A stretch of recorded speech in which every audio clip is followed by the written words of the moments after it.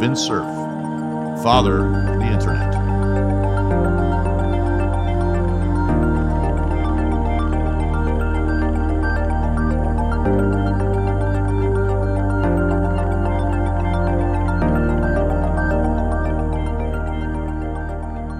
I think one of the predictions that you made in your January, your annual remarks every year at the beginning of the year was that this is going to be the big year for self-driving cars.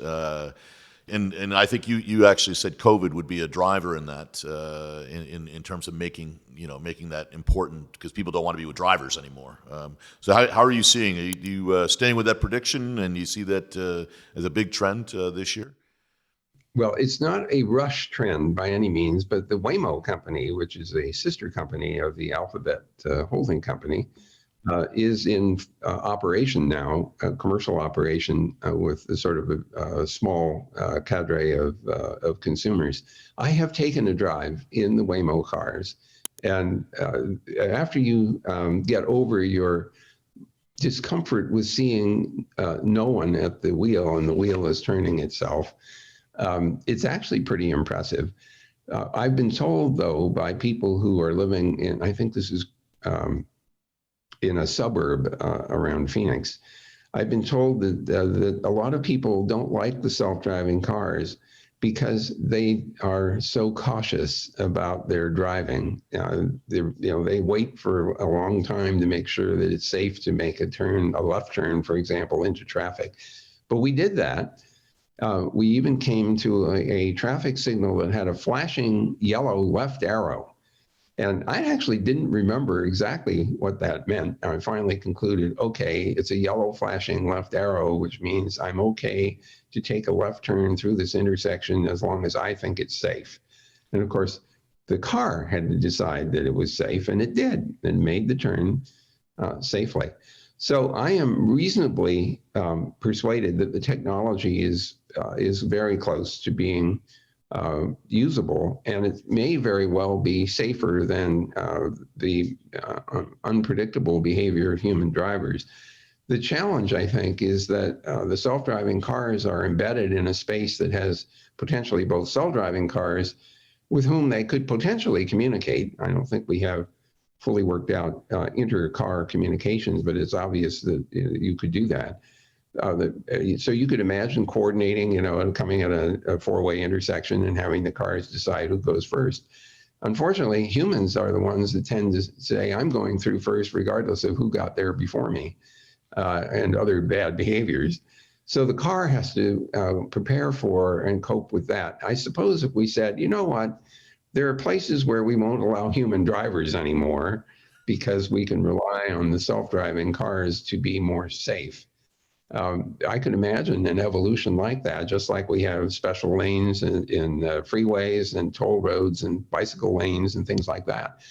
So although I don't see a tidal wave of this coming, I think that it is increasingly likely that once people become comfortable with this idea, and we have real statistics to show that the safety of the self-driving cars is actually exceeds the safety of human beings driving, that we'll see something happen during the course of this third decade of the 21st century. But I think it will take time. Yeah, no, it's fascinating though, because I think it is a trend that obviously it seems to make a lot of sense for all of us, especially in this COVID world where we'd rather be in a car on our own, to be honest, and it opens up also a lot of things like remote working. You can work while you go to work, etc. So I think it does change a lot. Interestingly, it would be worth taking time to poll younger people, especially the ones who haven't quite got to the age of 16 yet, which is the typical age in the US to get a license. I remember anticipating that moment greatly, and couldn't wait, to get to the driver's department, motor vehicles department, to get my license. I am hearing anecdotally that people who are coming up on that age are less excited about driving, either because of the self-driving cars or because of the calling a driver, the Uber and Lyft and other kinds of services that don't require you to drive at all, and they're available more or less on a few minutes' notice. So it may very well be a generational shift that occurs. And it's not so much the self-driving car that makes the difference, but it's the availability of cars that are driven by someone else. And so you don't have to maintain the car, get insurance for it, find a place to park. All of the annoying things that have gone along with the American excitement about cars on the road might disappear because of this alternative.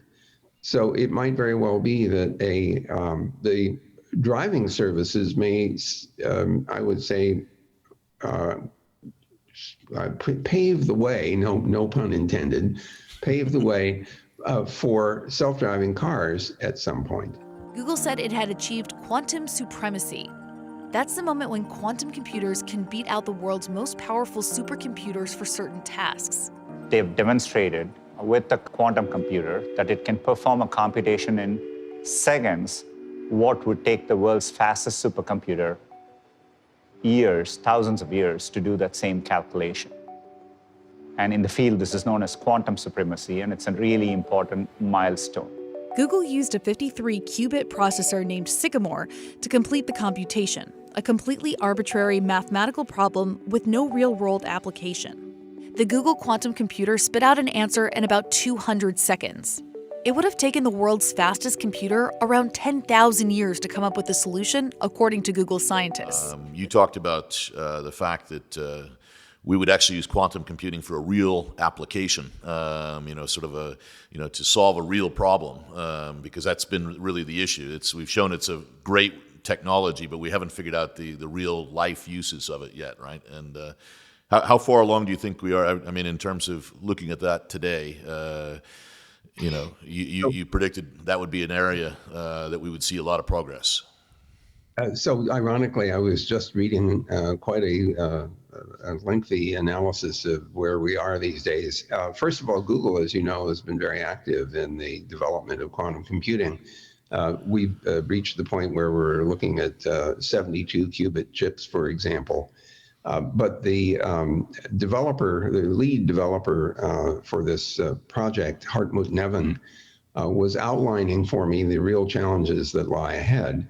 We're using a cryogenic technique, which right away requires you to do some really interesting things to cool things down to just hardly above absolute zero, a few millikelvins at most.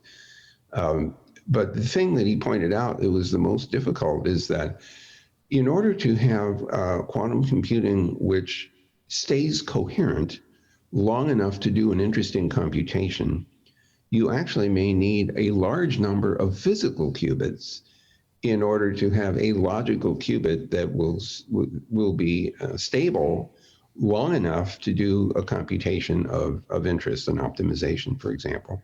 So he was saying things like 1,000 physical qubits for one logical qubit. And if you needed, multiple logical qubits in order to do something, you have an increasingly large number of physical qubits you have to build, and you can't put them all on one chip. So that means they have to be on multiple chips. Then you get into a little problem, which I hadn't thought of, which is that every physical qubit needs at least 2 wires to control it. So imagine that let's go overboard. You have 1 million qubits, physical qubits, and that gives you 1,000 logical qubits. You'll need 2 million wires somehow connecting these things. Now, the cryogenic qubits are actually physically fairly large compared to other kinds of qubits that get down into the nanometers size features on the chip. Things like spin-based quantum computing could be high density and also might work at room temperature as opposed to cryogenics. But in any case, getting 2 million wires connected up to something is a challenge. I mean, the physical wiring is a big challenge. This is a qubit. It's the basic computational unit in quantum computing.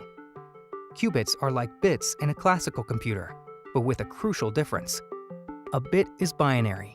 It stores information in strings of binary digits that can only be 0 or 1. But qubits are made of subatomic particles, so they operate according to subatomic logic. Qubits can be 0, 1, or what we call a linear combination of 0 and 1. This fluid combination of amplitudes is at the core of quantum computing.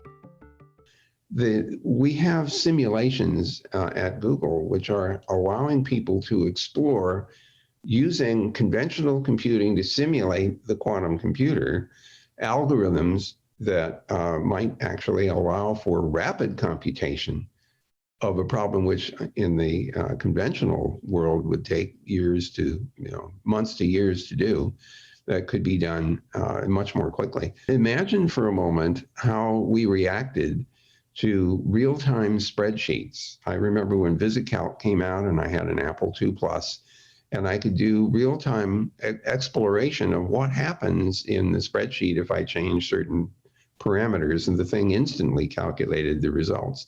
And so I was getting this interactive experience of exploring the state space of a spreadsheet.